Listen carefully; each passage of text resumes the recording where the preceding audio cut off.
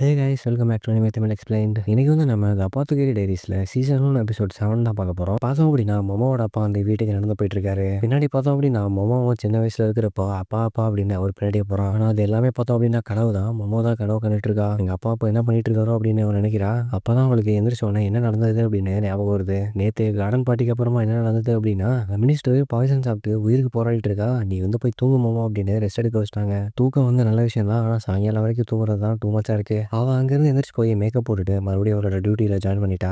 கியோக்கு வந்து சொல்கிறாங்க, நீ வந்து ஒரு நாள் ரெஸ்ட் எடுத்துருக்கலாமே, ஏன் வந்த அப்படின்னு. அதெல்லாம் ஒன்றும் இல்லை, என்னால் ஒர்க் பண்ணாமல் இருக்க முடியல அப்படின்னு மாமா சொல்கிறான். கியோக்கியோ கேட்குறாங்க, உன் ஃபேஸில் என்ன மறுபடியும் ஃப்ரெக்கல்ஸ் இருக்கு. ஆமாம் அது இல்லை அப்படின்னா எனக்கு ரொம்ப அன்கம்ஃபர்டபுளாக இருக்குது, நான் வச்சுக்கலாம்ல அப்படின்னு கேட்குறான். நேற்று ஈவெண்ட்டுக்கு அப்புறமா எல்லாரும் உன்னை கேட்டுகிட்டே இருந்தாங்க, யார் அந்த லேடி யார் அந்த லேடி அப்படின்னு. அப்புறம் இன்னைக்கு காலையில் பார்த்தோம் அப்படின்னா கோஷன் வந்து உன்னை பார்க்கறதுக்காக வந்தான். அவன் இன்னும் போவே இல்லை, அவன் சும்மாவே இருந்தான் அப்படின்னு வெளியில் போய் ஒரு சில செடி பறிச்சுட்டு வர சொன்னேன். எனது கோஷனை வந்து செடி பறிச்சுட்டு வர சொன்னீங்களா? நேற்று பார்ட்டியில் பார்த்தா அவன் ஹை ரேங்க்ல உட்காந்துருந்தான், இன்னைக்கு பார்த்தா செடி பறிக்கிறானே அப்படின்னு நினைக்கிறான். மாமா கேட்குறான், நான் வந்து பார்லர் யூஸ் பண்ணிக்கலாமா அப்படின்னு. ஏன் ஓகே அதெல்லாம் நீ தாராளமாக யூஸ் பண்ணிக்கலாம் அப்படின்னு கியோக்கு சொல்லிடுறாங்க. அங்கே பார்த்தோம் அப்படின்னா கோஷன் வந்து வந்துடுறான். ஜென்சி வந்து இதை உன்ட்ட கொடுக்க சொன்னா அப்படின்னு ஒரு பவுச் எடுத்து கொடுக்குறான். அதில் பார்த்தோம் அப்படின்னா நேற்று கியோக்கு வச்ச சூப் இருக்குது. அவன் சொல்கிறான், தயவு செஞ்சு இதை இப்போ சாப்பிட்றாதீங்க. இல்லை இல்லை அதெல்லாம் சாப்பிட மாட்டேன், இதில் வந்து சில்வர் சீக்கிரமாக கொரோடா இருக்கு, இது இப்போ சாப்பிட்டோம் அப்படின்னா டேஸ்ட்டாகவே இருக்காது. சரி நீ இந்த பவுலை வந்து எப்படி எடுத்தேன், உன் கையால் எடுத்தியா அப்படின்னு கேட்குறா. இல்லை நான் வந்து கையால் எடுக்கல, அதில் இருந்து சூப்பு மட்டும் தான் ஸ்பூனால் எடுத்து பார்த்தேன், பாய்சன் இருக்கா இல்லையான்னு பார்க்க. அதுக்கப்புறமா உடனே துணியில முடிச்சு உன்கிட்ட கொண்டு வந்து கொடுத்துட்டேன். அம்மா வந்து அந்த இடத்துல இருந்து ஒரு சில ஐட்டம்லாம் ரெடி பண்றா. கொஞ்சம் காட்டன் பவுடர் அப்புறம் ப்ரஷ் எல்லாமே எடுத்துக்கிட்டா. அவ சொல்றா, நான் பேத்திக்கிரியா இருக்கப்போ ஒரு சில கண்டெய்னர்ல வந்து டை போட்டு வைப்போம், அந்த கண்டெய்னர் வந்து யாருமே தொடக்கூடாது அப்படின்றனால அதே டெக்னிக் தான் இப்போ இங்கேயும் ஃபாலோ பண்ணிட்டு இருக்கேன். கொஞ்சம் பவுடர் எடுத்து அந்த காட்டன் மேல போட்டு அந்த பவுல் ஃபுல்லாக ஆப்பணும் அப்படின்னா அந்த பவுலில் இருக்கிற ஃபிங்கர் பிரிண்ட்ஸ்லாம் தெரிய ஆரம்பிச்சிடும். ஒருத்தவங்க இந்த பவுலை எந்தெந்த இடத்துல எல்லாம் பிடிச்சாங்களோ அந்தந்த இடத்துலலாம் ஃபிங்கர் பிரிண்ட் வந்துடும். அதுவும் இது வந்து சில்வர் வெசல் அப்படின்றனால ரொம்ப ஈஸியாகவே தெரியும். அவன் கேட்குறான், ஆனால் அதில் வந்து நிறைய ஃபிங்கர் இருக்குமே, இந்த பவுல் கழுவுனவங்க யூஸ் பண்ணவங்கல இருந்து. ஆமா நீ சொல்றது கரெக்டு தான், இந்த பவுலை எந்த இடத்துல பூச்சிருக்காங்கிறத வச்சு நம்ம ஓரளவுக்கு கெஸ் பண்ணலாம். லிசோவோட லேடின் ஹேண்ட் வந்து அவன் மைண்டுக்கு டக்குன்னு ஞாபகம் வந்துடுது. உடனே அவன் வந்து கொஞ்சம் நினைச்சு பார்த்துட்டு சொல்றான், இந்த பவுலை வந்து 4 பேர்கிட்ட தொட்டிருக்காங்க. ஃபர்ஸ்ட் 3 பேர் வந்து இந்த பவுலை சைடில் தொட்டிருக்காங்க. அப்புறமா அந்த ஒரு ஆள் வந்து இந்த சூப்பை போர் பண்ணப்ப தொட்டிருப்பான். அதுக்கப்புறம் ஒரு ஆள் வந்து இந்த பவுலை கேரி பண்ணியிருப்பாங்க. அப்புறமா லேடி லிசோவோட டெஸ்டர் வந்து இந்த பவுல் தொட்டிருப்பான். ஆனா இன்னொருத்தர் இருக்கான், அவன் தான் அந்த பவுலை ரிம்ல தொட்டிருக்கான். இந்த பர்சன் தான் வந்து இந்த பவுல்ல பாய்சன் பண்ணியிருக்கணும். சரி இதெல்லாம் இருக்கட்டும், ஆனா டேஸ்ட் பண்றவரோட ஃபிங்கர் பிரிண்ட் வந்து ஏன் பவுல்ல இருக்குது, அது வந்து சிம்பிளான விஷயம் தான். லிசோவோட லேடின் ஹேண்ட் வந்து இந்த பவுலை வேணும்னே மாத்தி வச்சிருக்கா, அவளை புள்ளி பண்றதுக்காக. அவளுக்கு வந்து இந்த பவுல் வந்து பாய்சனா இருக்கு அப்படின்றது தெரியவே தெரியாது. அது மாத்தி வச்சிருக்கா அப்படின்னு கோஷன் கேட்கறான். நீ சொல்றத வச்சு பார்த்தா லேடி லிசோ வந்து அந்த லேடின் ஹேண்ட் வந்து புள்ளி பண்றாங்க அப்படி தானே, நம்ப முடியல ஆனா இதான் உண்மை, இப்படின்னு எக்ஸ்பிளைன் பண்றியா அப்படின்னு கோஷன் கேட்கறான். அதுக்கு மொமோ சொல்றான், இது வந்து என்னோட கெஸ்ட் தான், நீ வந்து கார்டன் பார்ட்டியில லேடி லிசோவோட ட்ரெஸ்ஸை பாத்தியா?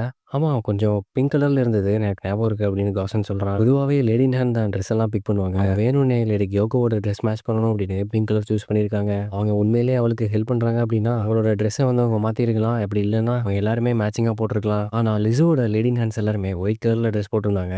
அதனால லிசோ வந்து பார்ட்டியில தனியா தெரியவா, ரொம்ப பஃபன் மாதிரி காமெடியா இருக்கும். பொதுவாகவே லேடிங் மீட்டிங் வந்து அவங்களோட லேடியை வந்து ப்ராப்பரா பார்த்துக்கணும். அது மட்டும் இல்ல அன்னைக்கு லேடி ஆதுவாவோட லேடிஸ் வந்து லிசோவோட லேடிஸ் எல்லாம் திட்டிட்டு இருந்தாங்க, அவங்களோட வேலையை ஒழுங்கா பார்க்கல அப்படின்னு.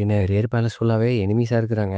எம்பரரோட ஒரு லேடி வந்து யாரை ட்ரெஸ் பண்ணலாம் அப்படின்னா அவங்களோட லேடின் மீட்டிங் தான். ஆனா அவங்களே இப்போ பேக் ஸ்டாப் பண்ற மாதிரி பண்ணியிருக்காங்க. இப்படி விஷயம் நடந்திருக்கு அப்படின்றது லிசோவுக்கே தெரியாது. அது ஹியூமிலியேஷன் தெரியாமலே அவன் அந்த ட்ரெஸ்ஸை போட்டுட்டு வந்திருக்கா. ஆஷன் கேட்குறான், இதெல்லாம் பத்தாது அப்படின்னு அவனோட ஃபுட்டை வேற ஸ்வாப் பண்ணி அவளை ஹராஸ் பண்ணியிருக்காங்களோ. அவன் சொல்றான், ஆமா அது உண்மைதான், ஆனா அந்த ஃபுட்டு வந்து பாய்சனா இருக்கு அப்படின்னு அவங்களுக்கு தெரியாது. கடைசியில் அவங்க பண்ண அந்த வேலை தான் அவளை காப்பாத்திருக்கு. ஏன் இவங்க லிசோவுக்கு இப்படி பண்றாங்க அப்படின்னு கோஷன் கேட்குறான். அதுக்கு மொமோ சொல்றா, இது லிசோ வந்து ப்ரீவியஸா இருந்த எம்பரருக்கு ஒய்ஃபா இருந்தா, அப்ப சின்ன வயசுலயே அவன் வந்து அம்மாவாயிட்டா. அவர் இறந்த உடனே அவன் வந்து பேலஸ் விட்டு வெளியில போயிட்டா. மறுபடியும் இப்போ இந்த எம்பரருக்கு ஒய்ஃப் ஆயிருக்கா. பொதுவாகவே ஒரு ஒய்ஃப் வந்து ஹஸ்பண்டுக்காக எல்லாத்தையும் சாக்ரிஃபைஸ் பண்ணணும், இதெல்லாம் நமக்கு சின்ன வயசுல இருந்தே சொல்லி கொடுத்துருக்காங்க. அந்த பெர்ஸ்பெக்டிவ்ல இருந்து பார்த்தோம் அப்படின்னா லிசோ வந்து இப்போ இருக்கிற எம்பரருக்கு அம்மா மாதிரி இருக்கணும். ஆனா இந்த எம்பரர் வந்து அவளே ஒய்ஃப் ஆக்கி இருக்கா. அது கொஞ்சம் அசிங்கமான விஷயம் தான், சொல்றதுக்கு வார்த்தையே இல்லை, வேற என்ன பண்றது அப்படின்னு மொமோ சொல்றான். அந்த பவுலோட எட்ஜில் வந்து மார்க் இருக்கு, அந்த பர்சன் தான் பாய்சன் ஆட் பண்ணியிருக்கணும். பாய்சன் அவங்க பவுலில் மிக்ஸ் பண்ணும்போது அந்த இடத்துல பிடிச்சிருக்கலாம். அதுவாகவே பவுலை வந்து லிப்ஸ் படுற இடத்துல மேலே பிடிக்கக்கூடாது, இது எல்லா விஷயமே எனக்கு சொல்லி கொடுத்துருக்காங்க, இதுதான் நான் கண்டுபிடிச்ச விஷயங்கள் அப்படின்னு மொமோ சொல்றான். நான் வந்துட்டு இன்னொரு ஒரு விஷயம் சொல்லலாமா அப்படின்னு கேட்குறான் கோஷன். நேற்று லிசோவோட ஃபுட் டெஸ்ட் பண்ற பொண்ணை நீ ஏன் ப்ரொடெக்ட் பண்ண ட்ரை பண்ண? இல்லை இது வந்து இன்வெஸ்டிகேஷன் இல்லை, எனக்கு கொஞ்சம் கியூரியஸாக இருந்தது அதனால தான் கேட்டேன். மொமோ சொல்றா, ஒரு செவன் கோரோட லைஃப் வந்து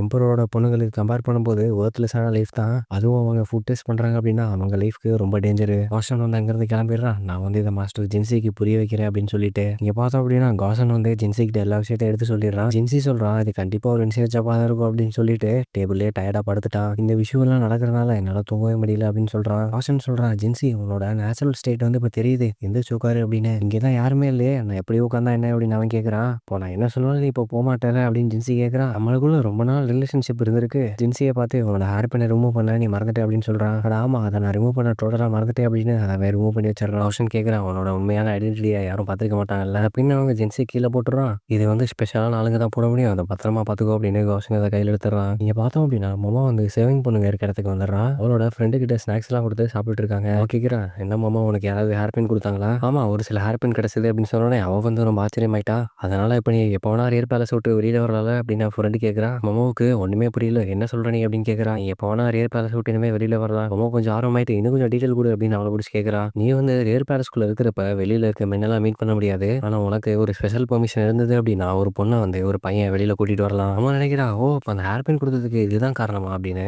ஆமா இப்போ வந்து நீ அந்த ஹேர் பின் யூஸ் பண்ணி உன்னை வெளியில கூட்டிட்டு போக சொல்லலாம். சரி ஓகே நான் போய் அதை ட்ரை பண்ணி பார்க்குறேன் அப்படின்னு என் மாமா அங்கேருந்து கிளம்பிடுறான். ஒரு வழியில அவன் நினைச்சிட்டே போறான். என்கிட்ட வந்து இப்போ 4 ஹேர் பின் இருக்குது. அதில் 2 ஹேர் பின் வந்து மென் கிட்ட இருந்து வந்தது. அந்த 2 பேர்த்துலையும் ஒருத்தங்கிட்ட மேனுக்கு இருக்கு ஒரு இம்பார்ட்டண்டான பார்ட் இல்லை. அதனால அவனை மேனன் கன்சிடர் பண்ணலாமா என்னன்னு தெரியல. இதை பார்த்தோம் அப்படின்னா அந்த லிஹாக்கு சோல்ஜர் வந்துருது. அவனை வந்து மாமா வெளியில கூப்பிட்டு இருந்துச்சா அப்படின்னு நியூஸ் வருது. அவன் நினைக்கிறான் அந்த ஹேர் பின்னை வந்து அவன் மேலே சீரியஸ் எடுத்துக்கிட்டா போல இருக்கு. ஆனா அந்த பொண்ணு இப்போ அழகா இருக்கா இல்லையானு தெரியலையே. அதில் பேர் பார்க்குறான் ஜேட் பேலஸ் மமோ அப்படின்னு போட்டிருக்கு. நான் ஜேட் பேலஸ்ல ஒரே ஒரு பொண்ணு கிட்ட மட்டும் தான் அந்த பின் கொடுத்தேன். அப்பதான் நினைச்சு பார்க்குறான் அந்த டேஸ்ட் பண்ற பொண்ணு அவதான் அவ அப்படின்னு. அவங்க 2 பேரும் இப்போ வந்து மீட் பண்ணிக்கிறாங்க. யார் நீ அப்படின்னு கேட்கறாவ. எக்க பொண்ணு டோட்டலாவே மாத்திருச்சு அப்படின்னு அவன் சொல்றான். அவன் சொல்றான் ஆமா ஆமா நிறைய பேர் என்கிட்ட இதுதான் சொல்லுவாங்க. சரிவா விஷயத்துக்கு வரலாம் நீ என்னை கூப்பிட்டுருக்க என்ன விஷயம் அப்படின்னு கேட்கறான். நான் வீட்டுக்கு போனோம் அப்படின்னு அவன் சொல்றான். கேட்கறான் என்னது வீட்டுக்கா இதுக்கு என்ன அர்த்தம் அப்படின்னு உனக்கு தெரியுமா? அவன் சொல்றான் அதெல்லாம் தெரியும். நான் வந்து வீட்டுக்கு போயிட்டு வர வரைக்கும் நீ எனக்கு வவுச் பண்ணலாம் அப்படின்னு. வந்து லேடி இன் வெயிட்டிங்கா இருந்தாலும் ஒரு மிலிட்டரி ஆஃபீஸரே வவுச் பண்ண கேட்கறியா அப்படின்னு அவன் கேட்கறான். நீ என்னை இதுக்காக மட்டும் தான் கூப்பிட்டியா வேற எதுக்கும் கூப்பிடல அப்படின்னு அவன் கேட்கறான். நீ என்னை வீட்டுக்கு போறதுக்காக யூஸ் பண்ணிக்க பாக்குறியா அப்படின்னு கேட்கறான். அம்மா சொல்றான் அப்படிலாம் இல்ல